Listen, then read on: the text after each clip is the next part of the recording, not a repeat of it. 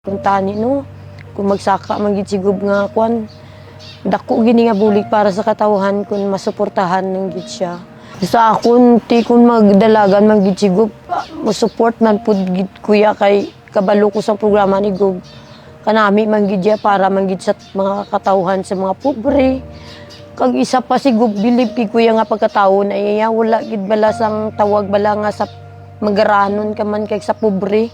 Open ba kwan gid sa kaayo sa kada isa nami gid din entertain gid kami nga masiyamo lang kami sini amo na ang nanamian ko gid nga kinaiya ni Gob barang malapit dali mo gid siya mapalapitan tani gabay lang gid nga matuman niya gid na tani tanan.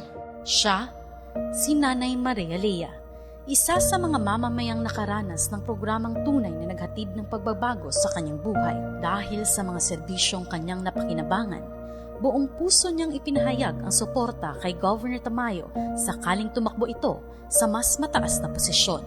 Para sa kanya, ito ay patunay na kapag ang serbisyo ay lumalapit sa mamamayan, nagiging madali itong maramdaman. Ako gali si Lia nga Jimena naga Mr. Teresa Fernandez Canary.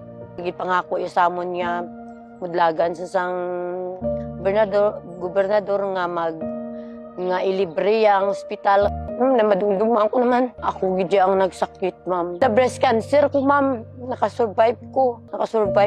Pila nakatuig karon. Do 5. Grabe ka budlay kay pandemic. Tanan nagsakripisyo lang gid ko pero grabe gid ya ang kamaayo sang programa ni Gob kay tanan na libre ba. Na libre gid tanan wala gid ko nakaano bala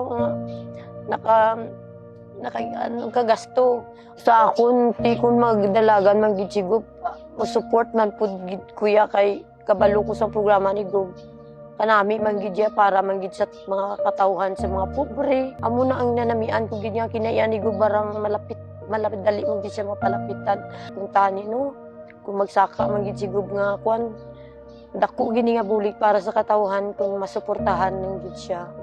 Gob, ako lagi ko maingon sa imo gino. The best kay gid niya pagka-gobernador dito sa South Cotabato, Gob. Sa tinuod lang kun sa mga pinubri lang gid nga no, ikaw lang gid ang madali-dali gid mga duulan sa tanan. Ipadayon mo lang gid ang imo nga pagserbisyo sa mga pigado, Gob. Sa tanan niya sa bilog nga kalibutan diri sa Pilipinas.